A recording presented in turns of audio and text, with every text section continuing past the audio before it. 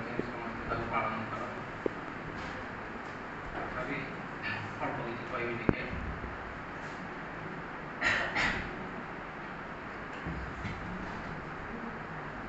ବିଦେଶରେ ଯେଉଁଠି ମୁସଲମାନ ଶାସନ ପ୍ରାୟତଃ ରହିଛି, ସେଠାରେ ବର୍ତ୍ତମାନ ସୁଦ୍ଧା ଗଣତନ୍ତ୍ର ଅନେକ ଜାଗାରେ ରହିନାହିଁ, ରାଜତନ୍ତ୍ର ରହିଛି ଏବଂ ତାଙ୍କର ଯିଏ ରାଜା ତାଙ୍କୁ ଦେବତା ପରି ବିଚାର କରାଯାଏ, ତାଙ୍କୁ ସେମିତି ସମ୍ମାନ ପ୍ରଦାନ କରାଯାଏ। ଏପରିକି ଇଂଲଣ୍ଡରେ ମଧ୍ୟ ସେମିତି ପରମ୍ପରା ରହିଛି। ତାଙ୍କ ରାଜା ତାଙ୍କ ରାଣୀଙ୍କୁ ସେମାନେ ସେ ସମ୍ମାନରେ ସବୁବେଳେ ଦେଖିଥାନ୍ତି। ସେମିତି ଗୋଟିଏ ରାଷ୍ଟ୍ରର ନାୟକ ରାଜା ତାଙ୍କ ଦେଶକୁ ଆମ ଦେଶର ଜଣେ ଅତିଥି ଯାଉଥିଲେ। ସେ ଅତିଥି ଥିଲେ ଆମର ପୂର୍ବତନ ରାଷ୍ଟ୍ରପତି ଥିଲେ ଶଙ୍କର ଦୟାଳ ଶର୍ମା। ସେ ହେଉଛନ୍ତି ଜଣେ ପ୍ରଫେସର। ସେ ମଧ୍ୟ ଓଡ଼ିଶାର ଗଭର୍ଣ୍ଣର ଥିଲେ। ଯେତେବେଳେ ଓଡ଼ିଶାର ଗଭର୍ଣ୍ଣର ସେ ଆସିଥିଲେ ଜଏନ୍ କରିବା ପାଇଁ, 3ଟା ଟ୍ରକରେ ବହି ଆଣିକି ଆସିଥିଲେ। ଏତେ ସେ ଲୋକ ଜ୍ଞାନୀ, ପାଠ ପଢ଼ିବା ପାଇଁ ତାଙ୍କର ଏତେ ଶ୍ରଦ୍ଧା ଥିଲା ଯେ ସେ ବହି ଆଣିକି ଆସିଥିଲେ ଗଭର୍ଣ୍ଣର ହେବା ପାଇଁ, ରହିବା ପାଇଁ 5 ବର୍ଷ ରହି ପଢ଼ାପଢ଼ି କରିବେ। ସେ ଯାଉଛନ୍ତି ଅତିଥି। ସେ ଦେଶର ଯେ ରାଜା ସେ କହିଲେ ମୁଁ ଯିବି ସେ ଅତିଥିଙ୍କୁ ଆଣିବା ପାଇଁ, ପାଛୋଟି ଆଣିବା ପାଇଁ ମୁଁ ଯିବି। ସେ ପରମ୍ପରା ସେ ଦେଶରେ ନାହିଁ, କିନ୍ତୁ ସେ କହିଲେ ମୁଁ ଯିବି ଏବଂ ସେ ଗଲେ। ଏବଂ ଯେତେବେଳେ ଅତିଥି ଓହ୍ଲାଇଲେ ତାଙ୍କ ପାଦ ତଳେ ସେ ପ୍ରଣାମ କଲେ। ଜଣେ ଅତିଥି ଆସୁଛନ୍ତି, ରାଜା ଯାଉଛନ୍ତି, ମାନେ ସାମ୍ବାଦିକ ମାନେ ଘେରି ରହିଛନ୍ତି। ସେ ଦେଶର ରାଜା ଆଉ ଜଣେ ଦେଶର ଅତିଥିଙ୍କ ପାଦ ତଳେ ପ୍ରଣାମ କରୁଛି, ତାକୁ ସାମ୍ବାଦିକ ମାନେ ସହାୟ କରିପାରିଲେ ନାହିଁ, ସେ ଦେଶର ଜନସାଧାରଣ ସହାୟ କରିପାରିଲେ ନାହିଁ। ଫଟୋ ଉତ୍ତୋଳନ କଲେ ଏବଂ ଯେଉଁ କାରରେ ଅତିଥି ଆସିବେ, ରାଜା ଯେଉଁ କାର ବ୍ୟବହାର କରନ୍ତି ସେଇ କାର ହିଁ ଅତିଥିକୁ ଆଣିବାକୁ କହିଲେ। ଅତିଥିକୁ ଆଣିବା ପାଇଁ ଯେଉଁ କାର ଯାଇଥିଲା ସେ କାର ରାଜା ଆଣିବାକୁ ମନା କଲେ। ଆହୁରି ଆଶ୍ଚର୍ଯ୍ୟ କରିଲା ସେ ଦେଶର ଲୋକମାନଙ୍କୁ। ଏବଂ ସେ ଅତିଥି ଯେତେବେଳେ ଆସିକି ଶଙ୍କର ଦୟାଳ ଶର୍ମା ସେ କାରରେ ବସିଲେ, ଡ୍ରାଇଭରକୁ କହିଲେ ତୁ ଓହ୍ଲେଇ ଯା, ମୁଁ କାର ଚଲେଇବି। ସେ ଦେଶ ରାଜା କାର ଚଲେଇଲେ, ଅତିଥିକୁ ଆଣିକି ଆସିଲେ। ଅତିଥି ସେଠାରେ ରହିଲେ। ତା ପରଦିନ ରେଡ଼ିଓ, ଖବରକାଗଜ ଆଉ ଦୂରଦର୍ଶନ ସବୁଠାରେ ରାଜାଙ୍କ ବିରୁଦ୍ଧରେ ସ୍ୱର। ଆମ ପରମ୍ପରା ନଷ୍ଟ କରିଦେଲେ, ଏবার ଆମ ଭାଷାରେ ଆମ ଅସ୍ମିତା ନଷ୍ଟ କରିଦେଲେ, ସବୁଆଡ଼େ ତାଙ୍କ ବିରୁଦ୍ଧରେ ସ୍ୱର ଉତ୍ତୋଳନ କରାଗଲା। ରାଜାଙ୍କୁ ଉତ୍ତର ଦେବାକୁ ପଡ଼ିଲା। କହିଲେ ମୋତେ ଆପଣମାନେ ପଠେଇଥିଲେ ଭାରତକୁ ଶିକ୍ଷିତ ହେବା ପାଇଁ। ମୁଁ ଭାରତକୁ ଯାଇକି ପିଲାଦିନେ ଭାରତରେ ରହିକି ପଢ଼ିକି ଶିକ୍ଷିତ ହୋଇକି ଆସିଛି। ଆଉ ମୋତେ ଯିଏ ପଢ଼େଇଥିଲେ ସେ ହେଉଛନ୍ତି ମୋର ଗୁରୁ ଶଙ୍କର ଦୟାଳ ଶର୍ମା। ଆଉ ମୁଁ ସେ ଦେଶରେ ଶିଖିଛି ଗୁରୁକୁ କେମିତି ସମ୍ମାନ ଦେବାକୁ ହୁଏ, ପାଦ ତଳେ ପ୍ରଣାମ କରିବାକୁ ହୁଏ, କେମିତି ଅତିଥି ଭାବରେ ଗ୍ରହଣ କରେ, ସେଟା ମୁଁ ଶିଖିଛି ଭାରତ ବର୍ଷରୁ। ଆପଣମାନେ ମୋତେ ସେଠାରେ ପଢ଼େଇକି ଶିଖେଇଛନ୍ତି, ମୁଁ ଯାହା କିଛି ଠିକ୍ ଅଛି। ଦେଶବାସୀ ସ୍ତବ୍ଧ ହେଇଗଲେ। ତାହେଲେ ଗୁରୁ ପରମ୍ପରା, ଭାରତୀୟ ଗୁରୁ ପରମ୍ପରା କେତେ ମୁଗ୍ଧ କରିପାରୁଛି ଅନ୍ୟ ଦେଶର ଲୋକମାନଙ୍କୁ। ଆଗର ପିଲାମାନେ, ମୁଁ ନିଜକୁ କେବେ ଗୁରୁ ବୋଲି ମନେ କରି ନାହିଁ। ମୁଁ ମଧ୍ୟ କେବେ ତୁମକୁ ଉପଦେଶ ଦେବି ନାହିଁ ଯେ ତୁମ ମନ ଲାଗି ପଢ଼, ବଡ଼ ଭଲ ଚାକିରି କର, ବଡ଼ ମଣିଷ ହୁଏ, ମୁଁ ସେମିତି କହିପାରିବିନି। ମୁଁ କେତେବେଳେ ବି 7ଟାରୁ ଶୋଇପଡ଼ୁଛି, ତୁମକୁ କହିବି ରାତିରେ ପଢ଼ 10ଟା ପର୍ଯ୍ୟନ୍ତ, ସେମିତି ମୁଁ କହିବି ନାହିଁ। ହେଲେ ମୋ ଗୁରୁମାନଙ୍କ ସମ୍ପର୍କରେ ଯାହାଙ୍କଠାରୁ ମୁଁ ଯାହା କିଛି ଶିଖିଛି, ମୋର ଯେଉଁମାନେ ଗୁରୁ, ମୁଁ ସେଇମାନଙ୍କ ସମ୍ପର୍କରେ ବିପଦ କହିବି, ମୋ ଗୁରୁମାନଙ୍କ ସମ୍ପର୍କରେ କହିବି।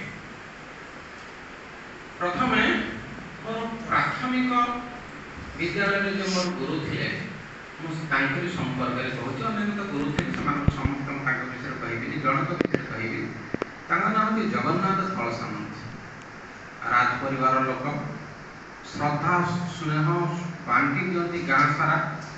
ଆଉ ଗାଁ ସାରା ସେ ଯାହାକୁ ମାରିପାରିବେ, କାହାକୁ ଅଧିକାର ନାହିଁ କହିବା ପାଇଁ, ଜଗନ୍ନାଥ ଧଳ ସାମନ୍ତ ସମସ୍ତଙ୍କର ଗୁରୁ ରାଜ ପରିବାର ଲୋକ। ସେ ମୋତେ ବହୁତ ସ୍ନେହ କରୁଥିଲେ, ବହୁତ ଶ୍ରଦ୍ଧା କରୁଥିଲେ। ମୁଁ ଯେତେବେଳେ ତୁମ ବୟସରେ ହେଇଥିଲି ସେତେବେଳେ ଗୋଟେ ନାଟକ ଲେଖିଥିଲି। ନାଟକର ନାମ ହେଉଛି ଚିହ୍ନାମାଟି ଅଚିହ୍ନା ମଣିଷ। ସେ ଚିହ୍ନାମାଟି ଅଚିହ୍ନା ମଣିଷଟି ନାଟକ, ସେ ନାଟକଟି ଆକାଶବାଣୀ କଟକରେ ସେତେବେଳେ ପ୍ରସାରିତ ହେଇଥିଲା। ମୁଁ ସେ କାମ କରିପାରିଲିନି। ପିଲା ସେ କଥା କହିଲେ ମଧ୍ୟ ମୋତେ ଭାରି ଖୁସି ଲାଗେ। ମନୋରଞ୍ଜନ ଦାସ, ବିଜୟ ମିଶ୍ର ଏମାନଙ୍କ ପାଖରେ ମୁଁ ଆକାଶବାଣୀ କଟକରେ ବସିଛି। ସେମାନେ ସେଇ ଯେଉଁ ସମୟରେ ତାଙ୍କର ନାଟକ ହେଉଥିଲା, ସେ ସମୟରେ ମୋର ମଧ୍ୟ ନାଟକ ହେଉଥିଲା ଆକାଶବାଣୀ କଟକରେ। ହଁ, ସେ ଯେଉଁ ନାଟକଟି ଲେଖିଥିଲି, ସେ ନାଟକରେ ଯେଉଁ ଚରିତ୍ରମାନେ ଥିଲେ ସବୁ ଚରିତ୍ରମାନଙ୍କର ନାଁ ଆମରି ଗାଁ ଲୋକଙ୍କର ନାଁ। ଆଉ ସତରେ ବି ସେମିତିକା ସେ ଯେଉଁ ଚରିତ୍ରମାନଙ୍କ ନାଁ ଦେଇଥିଲେ ପ୍ରାୟ ସତରେ ସେମିତିକା। ଏବଂ ଯେଉଁ ପୋଖରୀ ସମ୍ପର୍କରେ ବର୍ଣ୍ଣନା କରାଯାଇଥିଲା ସେ ଆମ ଗାଁର ଯେଉଁ ପୋଖରୀର ଯାହା ନାମ ସେ ହିଁ ବର୍ଣ୍ଣନା କରାଯାଇଛି। ଏବଂ ଯେଉଁ ସାର କଥା ବର୍ଣ୍ଣନା କରାଯାଇଛି, ଆଦର୍ଶ ଚରିତ୍ର ସାର କଥା ବର୍ଣ୍ଣନା କରାଯାଇଛି, ଏଇ ନାଁ ହିଁ ବର୍ଣ୍ଣନା କରାଯାଇଛି, ଜଗନ୍ନାଥ ଧଳ ସାମନ୍ତ ବୋଲି ବର୍ଣ୍ଣନା କରାଯାଇଛି। ମୁଁ ଯେତେବେଳେ ଗାଁକୁ ଆସିଛି ମୋତେ କୁଣ୍ଢେଇକି କାନ୍ଦି ପକେଇଲେ ସେ ସାର୍। ଭାବିଲେ ଯେ ବୋଧେ ମୁଁ ତାଙ୍କ ନାଁଟା ଏତେ ପ୍ରସାରିତ କରିଦେଲେ, କୁଣ୍ଢେଇକି କାନ୍ଦି ପକେଇଲେ, ଆଶୀର୍ବାଦ ପ୍ରଦାନ କଲେ। ସେଇ ଯେଉଁ ଆଶୀର୍ବାଦ ସେଦିନ ମୋ ମୁଣ୍ଡ ରହିଥିଲା, ଆଜି ପର୍ଯ୍ୟନ୍ତ ସେଇ ଆଶୀର୍ବାଦ କାମ କରୁଛି। ଆଉ ଗୋଟେ କଥା, ଯେତେବେଳେ କଲେଜ ସମୟର ଗୁରୁଙ୍କର କଥା କହିବି, ମୁଁ ପ୍ରକୃତରେ ବିଜ୍ଞାନ ପଢ଼ୁଥିଲି। ବିଜ୍ଞାନରେ ଯେ ML ପଢ଼ଉଥିଲେ ଶଙ୍କର୍ଷଣ ସାମଲ, ବିଖ୍ୟାତ ଶିଶୁ ସାହିତ୍ୟିକ, ଓଡ଼ିଶା ସାହିତ୍ୟ ଏକାଡେମୀ ପୁରସ୍କାର ପାଇଛନ୍ତି। ଏତେ ସୁନ୍ଦର ଅଧ୍ୟାପକ, ତୁମେ ଥରେ ତାଙ୍କଠାରୁ ତାଙ୍କର ଅଧ୍ୟାପନା ଶୈଳୀ ଆମକୁ ଆଉ କେବେ ପାସଙ୍ଗରେ ପକେଇବ ନାହିଁ। ଏତେ ସୁନ୍ଦର ଅଧ୍ୟାପକ ସିଏ ମୋତେ ଥରେ ତାଙ୍କ ଘରଟିକୁ ଡାକିଥିଲେ। ମୋ ସାହିତ୍ୟ ପ୍ରତି ଅନୁରାଗ ରହିଛି ଜାଣିକି ଘରଟିକୁ ଡାକିଥିଲେ। ସେ ଏଇ କଥା ମୁଁ ପୂର୍ବରୁ କହିଛି, ଏମାନେ ସମସ୍ତେ ଶୁଣିଛି, କଥା ବି ସଂକ୍ଷେପରେ କହିଦେଉଛି। ଘରଟିକୁ ଡାକିଥିଲେ, ମୁଁ ଘରଟିକୁ ଯାଇଥିଲି। ସାର୍ କୁଆଡ଼େ ଯାଇଥିଲେ ଏବଂ ତାଙ୍କର ସେ ଏକା ରୁହନ୍ତି, ମ୍ୟାଡ଼ାମ ରୁହନ୍ତି ଭୁବନେଶ୍ୱର, ଏକା ରୁହନ୍ତି। ମୁଁ ସେଇ ଦୁଆର ମୁହଁରେ ଶୋଇପଡ଼ିଛି, ରାତି ହେଇଛି, ଦୁଆର ମୁହଁରେ ଶୋଇପଡ଼ିଛି। ସାର୍ ବୁଲି ଯେତେବେଳକୁ ରାତି 10ଟା ସାଢ଼େ 10ଟାକୁ ଆସିଲା ବେଳକୁ ମୁଁ ସେଠି ଶୋଇଛି। ସାର୍ଙ୍କ ମନକୁ କେତେ କଷ୍ଟ ହେଇଥିବ, ଗୋଟେ ପିଲାଟାକୁ ଡାକି ଦେଇଛି, ସେ ଆସି ଶୋଇପଡ଼ିଛି, ମୁଁ ଏଠି ନାହିଁ, କେତେ କଷ୍ଟ। ସେଇଠୁ ସାର୍ ମୋତେ ବହୁତ ଭଲ ପାଇଲେ ଏବଂ ସାର୍ ରୋଷେଇ କଲେ, ଆମେ ଖାଇଲୁ। ତାପରେ ସେ ମୋତେ ପ୍ରେରଣା ପ୍ରଦାନ କଲେ, ବିଜ୍ଞାନ ପଢ଼ ନାହିଁ, ତୁମେ ସାହିତ୍ୟ ପଢ଼, ଦେଖିବ ଜୀବନରେ ବହୁତ ଭଲ କାମ କରିପାରିବ। ମୁଁ ସେଇ ସାହିତ୍ୟ ପଢ଼ିଲି ଆଉ ବେଶ ଉନ୍ନତି କରିପାରିଲି। ଏବେ ବାଙ୍କି କଲେଜ, ମୋର କଲେଜ ବାଙ୍କି କଲେଜ, ଏବେ ସେ କଲେଜକୁ ସାର୍ ଯାଇଥିଲେ ଗେଷ୍ଟ ହେଇକି। ସେଇଠି କହିଲେ ଯେ ମୁଁ ବାଙ୍କି କଲେଜରେ ଚାକିରି କ'ଣ ଦେଇଛି ନ ଦେଇଛି ସେ କଥା ମୋର ମନେ ନାହିଁ, ଅନ୍ତତଃ ଗୋଟେ ଭଲ ପ୍ରଫେସର ଦେଇଛି ଓଡ଼ିଆ ସାହିତ୍ୟକୁ।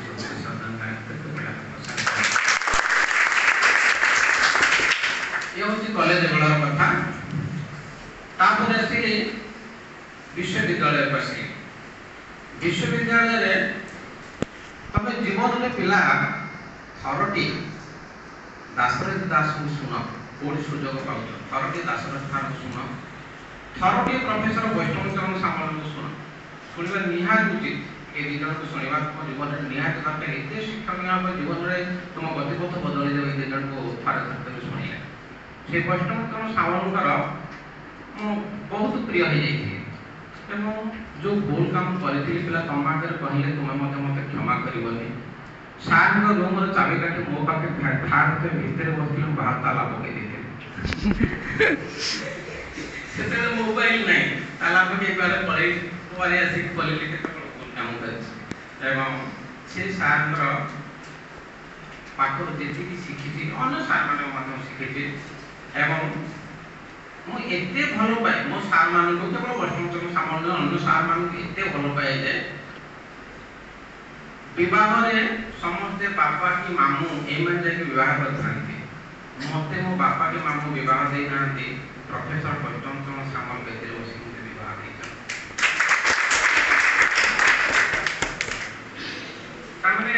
आम मान संपर्क के निबिड़। आउ जन कथा कहे से हूँ प्रोफेसर कृष्णचरण साहू।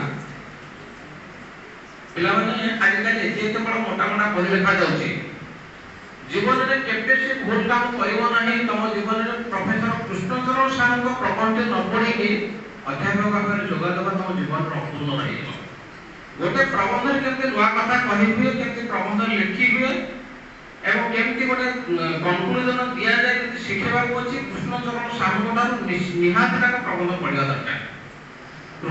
साहू को थोड़ा गोटे प्रबंध लिखिक देखिए चतुर विनोद उपाय सार मोर टे करेक्शन करदेवे सार तो पढ़ी सार जो अवसर नेले से जिनपतर सजाड़े मत कहे सदानंद प्रबंध टे दिया तुम प्रबंध देखना मुझे सार मत किसी कहले ना जे ये कथा देख ये कहते ये कथा ये कहते ये कथा ये कहते तुम कौन कौच तुम नुआ कथा कौन कहवा अच्छे जब नुआ कथा कहवा ना प्रबंध कहीं लिखा ताहा मो जीवन को प्रभावित करछि मु भी चाहूँ तुम मान जीवन को प्रभावित करू जीवन में केमते नुआ कथा कहवा को सब प्रबंध रे से कथा मु जेमती मो सार मते कहिसंती एवं मु ता आज पर्यंत पालन करि आछि प्रश्न उत्तर सहित कथा कहिसंती तुमे मते सेमती चेष्टा कर केमिति गोटे गोटे नुआ कथा प्रबंध रे कहि पाइबो तापरे आमे मु केबे प्रोफेसर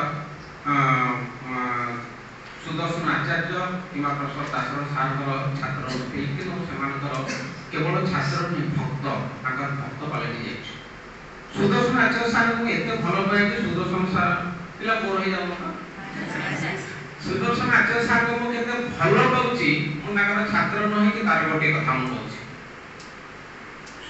सुदर्शन सार आचार्य जो क्लास को जाते अन्य कौन टीचर क्लास को जावाक साहस करते मु दास सार एठी नथिला बळे जॉइन करछि से थिला बळे जॉइन कर छि मत सेमति का अध्यापक एही जानि ने ताका क्लास को ताका पर क्लास कारण सुदर्शन सार पाठ पढा रे एते हेट को चली जाई थांदी जे तापर जाई जने पाठ पढा को दृष्टि पाइबो ने क्लास रे सेमति पाठ पढांती सुदर्शन आचार्य सार तबे सुदर्शन आचार्य सार को वृद्ध गले मु बोध विभाग मुख्य थिले मते सुदर्शन आचार्य सार डाकी कहले सदानंद मोर जेते बही अछि मु सब तुम विभाग को दे देबी किंतु गोटे कंडीशन तुम विभाग रे जो पोर्टफोलियो बही गुडी को रखिबो सेटा लिखि दे सुदर्शन आचार्य गवेषणा कक्ष बोली एई गोटे कथा सार कॉलेज आराम रे ए काम के आपन कर शीघ्र हे जो मु आसी डिपार्टमेंट रे सार मान कहली सार माने बही आनिबा को राजी हेले किंतु सुदर्शन आचार्य गवेषणा कक्ष लिखिबा पई राजी हेले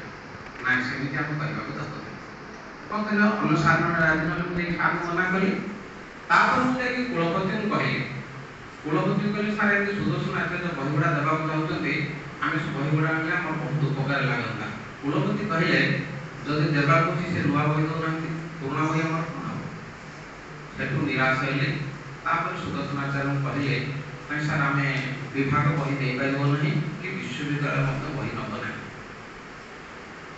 एति होची घटना ए घटना परे मु गोटे गप लिखिछि एया को नेकी गप दिए लिखुछि गप होची जने प्रोफेसर बहि देबा को चाहउते कि से बहि गुडी को के नेबा को चाहु नांती ताकर जे प्रिय छात्र ताको मत से बहि देबा को चाहउते बहि गुडी को से प्रिय छात्र न नाही कारण प्रिय छात्र न स्त्री आ ता पुओ ताको कहउछि तमर को बहि दरकार मोबाइल रे माइक सुनि त तय बहिना मिल गल को इन्फॉर्मेशन दरकार माइक सुनि संगे संगे से इन्फॉर्मेशन मिल जाउछि मु एते के बोलु सिखेली गोटे लेखाटा मोर देबाक संवाद देबाक मु खोजुली संवाद पेपर आड्रेसटा खोजुली मो सान को कहला कोन दरकार को संवाद आड्रेसटा बाबा दरकार ना केडो बोका त हम कल का हिमा मोबाइल दियो मोबाइल ना मोबाइल करला आड्रेस संवाद संगे बात करला चलाई दियो आड्रेस तेनो से तापर से दिन सिखेली तापर से प्रोफेसर को पछिंदा पर्दा कथा कहउछि से प्रोफेसर को करछन्ती बहि के दउ नांती मरिवा पूर्व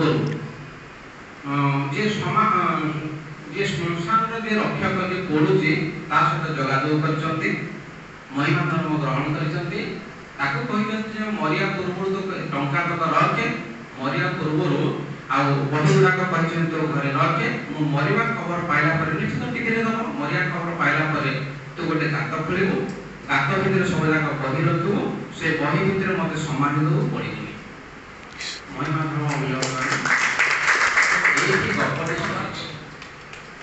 गपटे तात्पर्य होची जे माने कि ज्ञान समाधि घटी गला एटी परंपरा समाधि हे गला एटी गुरु जो गुरु माने को संग्रह कर खाने पुस्तक से सब समाधि हे गला ए होची गपर छाड़ो से गपर कथा होला कथा किंतु सुदर्शन आचार्य जब मो गोटे गात भीतर सोई कि माटी उड़ै देबी मो हाथ गलानी सिखै परिबा अंतत सुदर्शन सारंकर देहांत होई सारलानी आज गुरु दिवस रे से गपटे मु सारीबी ମତେ ଖାଲି 2 ବର୍ଷ ଧରି ସୁଦର୍ଶନ ଆଚାର୍ଯ୍ୟଙ୍କୁ ସମାଧି ଦେବା ପାଇଁ ମୁଁ କେତେ ଚେଷ୍ଟା କରିଛି ଗପଟି ସରିବା ପାଇଁ, କିନ୍ତୁ ସେତିକି ସମାଧି ଦେଇପାରିନି। ମୁଁ ଏତିକି ଭଲ ପାଏ ସୁଦର୍ଶନ ଆଚାର୍ଯ୍ୟଙ୍କୁ ଏବଂ ସେତିକି ଭଲ ପାଏ। ଆଉ ଜଣେ ମୋର ଗୁରୁ ଅଛନ୍ତି, ସିଏ ହେଉଛନ୍ତି ଇଂରାଜୀ ବିଭାଗର ଗୁରୁ, ତାଙ୍କ ନାଁ କହିବି ନାହିଁ। ସିଏ ମୋତେ ଦିନ ରାତିରେ ସିଏ ମୋତେ ଗୋଟେ କାମ ଦେଇଛନ୍ତି, ମୋର ଗୋଟେ ବହିଟେ ବାହାରିବ, ମୋତେ କାମ ଦେଇନାହାନ୍ତି, ମୋର ଗୋଟେ ବହିଟେ ବାହାରିବ। ସେ ବହି ବାହାରିବାର ବିଳମ୍ବ ହେଉଛି ବୋଲି ସବୁବେଳେ ମୋତେ ତାଗିଦ କରୁଛନ୍ତି। ଶେଷକୁ ବ୍ରହ୍ମାସ୍ତ୍ର ପ୍ରୟୋଗ କରିଛନ୍ତି। ସଦାନନ୍ଦ ତାଙ୍କ ହାର୍ଟ ଆଟାକ୍ ହେଇଯାଇଛି, ସେ ସାଙ୍ଗରେ ହାର୍ଟ ଆଟାକ୍ ହେଇଯାଇଛି। ସଦାନନ୍ଦ, ମୋର ଆଉ ବେଶୀ ଦିନ ସମୟ ନାହିଁ, ମୁଁ ତମ ବହିକି ଦେଖିପାରିବିନି। ମୁଁ ଯେମିତି ହେଲେ ବି ଡିସେମ୍ବର ମାସ ସୁଦ୍ଧା ସେ ବହି ବାହାର କରିକି ସାର୍ଙ୍କୁ ଉପହାର ଦେବି। କେତେ ବଡ଼ କଥା କହିଦେଲେ, କେତେ ସେ ମୋତେ ଭଲ ପାଆନ୍ତି ପିଲା, ଚିନ୍ତା କର। ମୋର ସମୟ ହେଇଗଲା କି ସଦାନନ୍ଦ ମୋ ହାତରେ ଆଉ ସମୟ ନାହିଁ, ମୁଁ ତମ ବହି ଟିକେ ଦେଖିପାରିବିନି। ସେତିକି ଭଲ ପାଇବା ନଥିଲେ ଜଣେ ପୁଅ ବି କଥା କହିପାରିବ? ଜଣେ କେତେ ସେ ଭଲ ପାଆନ୍ତି, ସେ ସାର୍ ମୋତେ କେତେ ଭଲ ପାଆନ୍ତି। ଏମିତି ଗୁରୁ ମୋର ରହିଛନ୍ତି, ଯେଉଁ ଗୁରୁମାନେ ମୋତେ ପରାମର୍ଶ ଦେଇଛନ୍ତି, ଉପଦେଶ ପ୍ରଦାନ କରିଛନ୍ତି, ପଥ ପ୍ରଦର୍ଶନ କରିଛନ୍ତି। ତେବେ ଏବେ ତାର ଆଉ ଗୋଟେ ସୋପାନକୁ ଆସିବି, ଶିଷ୍ୟ ଭାବରେ କ'ଣ କରିଛି। ଶିଷ୍ୟ ଭାବରେ ମୋର ଜଣେ ଗୁରୁଙ୍କୁ, ତାଙ୍କୁ ସେତେବେଳକୁ ବୃଦ୍ଧ ହେଇଗଲେଣି, ଆଖିକି ଆଉ ଦେଖାଯାଉନାହିଁ ଏବଂ ବସି ପାରୁନାହାନ୍ତି। ମୁଖ୍ୟ ହେଉଛି ଆଖିକି ଦେଖାଯାଉନାହିଁ, ପଢ଼ି ପାରୁନାହାନ୍ତି। କିନ୍ତୁ ତାଙ୍କୁ ଜଣେ ଆକ୍ରମଣ କରୁଛି ପ୍ରବନ୍ଧ ଲେଖିକି, ତୁ ବୁଢ଼ାଟେ, ତୋର ଦାନ୍ତ ନାହିଁ, ତୁ ପାଠଶାଠ କିଛି ଜାଣିନୁ, ତ ତୁ ମୂର୍ଖଟେ। ଏଇ ଭାଷା ପିଲା, ଏଇ ଭାଷା ପ୍ରୟୋଗ କରି ତାକୁ ପ୍ରବନ୍ଧ ଲେଖୁଛି। ସେ ଚାହୁଁଛନ୍ତି ଯେ ମୁଁ ଯାହା କହିବାକୁ ଚାହୁଁଛି, ତା ମୋତେ ଯିଏ ସେ କଥା ଲେଖୁଛି ତାକୁ ପ୍ରତିରୋଧ କରି ମୋର କୌଣସି ଛାତ୍ର ହେଲେ ପ୍ରତିରୋଧ କରନ୍ତା। କହିଛନ୍ତି ତାଙ୍କର କେତେ ଛାତ୍ରକୁ କହିଛନ୍ତି। ସେ ତ ଦିନେ ମୋତେ ବି କହିଲେ ସଦାନନ୍ଦ କି ମୁଁ ସେ ପ୍ରବନ୍ଧ ଦିନେ ତାଙ୍କ ଝିଅ ଆଉ ତାଙ୍କ ଜୋଇଁ ଆଉ ମାନାକୁ କହିଲେ ଯେ ସାର୍ ମୋତେ ପ୍ରବନ୍ଧ ପଢ଼ିବାକୁ ଦିଅନ୍ତୁ ନାହିଁ। ସେ ଯେଉଁ ପ୍ରବନ୍ଧରେ ସେ ଜଣେ ବଡ଼ ଲୋକ, ସେ ବି ପ୍ରଫେସର, ସେ ଲେଖୁଛି। ଆଉ ଏ ପ୍ରବନ୍ଧ ଯଦି ସାର୍ ପଢ଼ିବେ ତାଙ୍କର ଆଉ ଥରେ ହାର୍ଟ ଆଟାକ୍ ହେଇଯିବ, ସାର୍ ଚାଲିଯିବେ, ଏ କଥା କହିଲେ। କିନ୍ତୁ ସାର୍ ସେ ପ୍ରବନ୍ଧ ପଢ଼ିଛନ୍ତି, ଲେଖିପାରୁନାହାନ୍ତି। ମୋତେ ବି ସେମିତି କହିଲେ, ସିଧାସଳଖ କହିନାହାନ୍ତି, ଲେଖିବା ପାଇଁ କହିଲେ ମୁଁ ଲେଖିଲି। ଏବଂ ଯେଉଁ ପ୍ରଫେସରଙ୍କ ବିରୋଧରେ ଲେଖିଲି, ସେ ପ୍ରବନ୍ଧ ଲେଖିଲି, ସେ ପ୍ରଫେସର ସିଧାସଳଖ ମୋ ବିରୋଧରେ ପ୍ରବନ୍ଧ ଲେଖିଲେ ନାହିଁ। ଆଉ ଜଣେ ଛାତ୍ରଙ୍କୁ ଲଗେଇଲେ ଗାଳି ଗୁଲାଜ କଲେ, ଅଲଗା କଥା, କିନ୍ତୁ ସିଧାସଳଖ ସେ ପ୍ରବନ୍ଧ ଲେଖିଲେ ନାହିଁ। ମୁଁ ଭାବୁଛି ବୋଧେ ମୋ ଗୁରୁଙ୍କ ପାଇଁ, ମୋ ଗୁରୁମାନଙ୍କ ପାଇଁ ଏ ହେଉଛି ଗୋଟେ ପ୍ରତୀକ, କିଛି କାମ କରିଛି। ଏବଂ ଯେଉଁ ଗୁରୁ ଚାହୁଁଛନ୍ତି ଶୀଘ୍ର ବହିଟି ବାହାରିବ, ସେ ଗୁରୁଙ୍କ ପାଇଁ ସେ କାମଟି କରିଦେଲେ ବୋଧେ ମୋର ଯେଉଁ ଛାତ୍ର ଜୀବନ ସାର୍ଥକ ବୋଲି ଭାବୁଛି। ଆଉ ଗୋଟେ କଥା ପିଲା କହିବି, ଜଣେ ଟିଚର ଭାବରେ, ଜଣେ ଛାତ୍ର ଭାବରେ ମୁଁ ଯେତିକି ପିଲାଙ୍କୁ ଭଲ ପାଇଛି, ସ୍ନେହ ଦେଇଛି। ଥରଟେ ମୋ ସାନ ପୁଅର ଦେହ ଖରାପ ଥିଲା, ତାକୁ ଏମକେସିଜି ମେଡ଼ିକାଲ ନେଇକି ଯାଇଥିଲୁ। ବିଶ୍ୱବିଦ୍ୟାଳୟ ପ୍ରାୟ 50-60 ଜଣ ପିଲା ଯାଇକି ମେଡ଼ିକାଲରେ ପହଞ୍ଚିଗଲେ। ଆଉ ଥରଟେ ମୁଁ ଗୋଟେ ବିପଦରେ ପଡ଼ିଥିଲି ଏବଂ ଗୋଟେ ଚକ୍ରାନ୍ତର ଶିକାର ହୋଇଥିଲି, ଯେଉଁଥିରେ କି ମୋତେ ତଳିତଳାନ୍ତକ ଦେବାର ପ୍ରୟାସ କରାଯାଇଥିଲା। ମୋର 60-70 ଜଣ ଖଣ୍ଡେ ପିଲା ଯାଇକି ସେଠାରେ ଛିଡ଼ା ହେଇକି, ବାଡ଼ ହେଇକି ଛିଡ଼ା ହେଇକି ମୋତେ ବିପଦରୁ ଉଦ୍ଧାର କରିଦେଇଛନ୍ତି। ତେଣୁ ମୁଁ ସେମାନଙ୍କ ପାଖରେ କୃତଜ୍ଞ। ମୋର ଜଣେ ଛାତ୍ର ଘରକୁ ଥରେ ଯାଇଥିଲି ପାରିକୁଦ ଭିତରକୁ। ମୁଁ କେବଳ ତାର ଯେମିତି ଗୁରୁ ନୁହେଁ, ଗାଁ ଯାକର ଗୁରୁ। ସଙ୍ଗେ ସଙ୍ଗେ ମୁଁ ସନ୍ଧ୍ୟାବେଳେ ଯାଇକି ପହଞ୍ଚିଲି, କଙ୍କଡ଼ା, ଖଇଙ୍ଗା ମାଛ କ'ଣ କ'ଣ ଆସିକି ତାଙ୍କ ଘରେ ଗଦା ହେଇଗଲା। ସାର୍ ଆସୁଛନ୍ତି ଖାଇବେ, ମୁଁ ଲାଜରେ ତା ପରଦିନ ସକାଳୁ ପଳେଇ ଆସିଛି। ଏତେ ଭଲ ପାଆନ୍ତି ସେ ପିଲାମାନେ। ଆଉ ଗୋଟେ ମୋର ମୋର ଗୋଟେ ଷ୍ଟୁଡେଣ୍ଟ ଛାତ୍ରୀଟି ବିବାହ କରିଥିଲା। ସେ ବିବାହ ବେଦୀରେ ବସିଛି, ମୁଁ ତାର ସାମ୍ନାରେ ବସିଛି, ବିବାହ କରୁଛି। ତାପରେ ତା ପାଖରେ ତାର କାକା ବସିଛନ୍ତି, ଦାଦା ବସିଛନ୍ତି। ସେ ଡାକିଲା, ଟିକେ ସାର୍ଙ୍କୁ ଡାକ, କ'ଣ ଗୋଟେ କହିବ ବୋଧେ। ମୁଁ ତା ପାଖକୁ ଗଲି, ମୋତେ କହୁଛି, ସାର୍ ଆପଣ ଖାଇଦେଉନାହାନ୍ତି, ଭୋକ ହେଉଥିବ। ମାରି ଗୋଟେ ଛଟପଟ ବାବୁ ନା, ମୋତେ କାକା କଥା ତୁ ମୋର ବୁଝୁଛୁ ହେଲା। କେତେ ଭଲ ପାଇବା ଛାତ୍ର ଆଉ ଗୁରୁ, କେତେ ଭଲ ପାଇବା। ଆଜିର ଦିବସରେ ପିଲା ସର୍ବପଲ୍ଲୀ ରାଧାକୃଷ୍ଣଙ୍କ କଥା ଆମେ କହିବା। ସେ ଅତ୍ୟନ୍ତ ଭଲ ପାଉଥିଲେ ଗୁରୁଙ୍କୁ। ଯେତେବେଳେ ସେ ରାଷ୍ଟ୍ରପତି ଥିଲେ, ତାଙ୍କର ଯେ ଗୁରୁକୁ ଦେଖି ଯାଇକି ଗେଟ୍ ପାଖରେ ଗୁରୁ ଆସୁଥିଲେ ବୋଲି ତାଙ୍କ ରାଷ୍ଟ୍ରପତି ଭବନର ଗେଟ୍ ପାଖରେ ଯାଇକି ତାଙ୍କ ଗୋଡ଼ ତଳେ ପ୍ରଣାମ କରିବାକୁ ଗଲା ବେଳକୁ 2 ଜଣ ତାଙ୍କର ବଳିଗାଡ଼ ଥିଲେ, 2 କାଠକୁ ଧରି ପକାଇଲେ। ଆପଣ ପବ୍ଲିକଲି, ଆପଣ ରାଷ୍ଟ୍ରପତି ପବ୍ଲିକଲି ଜଣେ ଗୋଡ଼ ତଳେ ପଡ଼ିପାରିବେ ନାହିଁ। ତେବେ ସେ ଜାଣିଛନ୍ତି ମୁଁ ରାଷ୍ଟ୍ରପତି ଏବଂ ପବ୍ଲିକରେ କାହା ଗୋଡ଼ ତଳେ ପଡ଼ିପାରିବେ ନାହିଁ। କିନ୍ତୁ ଗୁରୁକୁ ଦେଖିକି से सम्वरण करें प्रणाम करने एवं से प्रणाम कले से गुरु को एत भल पाती से जन्मदिवस को आम गुरु दिवस भाव में पालन कर जो उपहार देच आपको मुझे सादर ग्रहण कर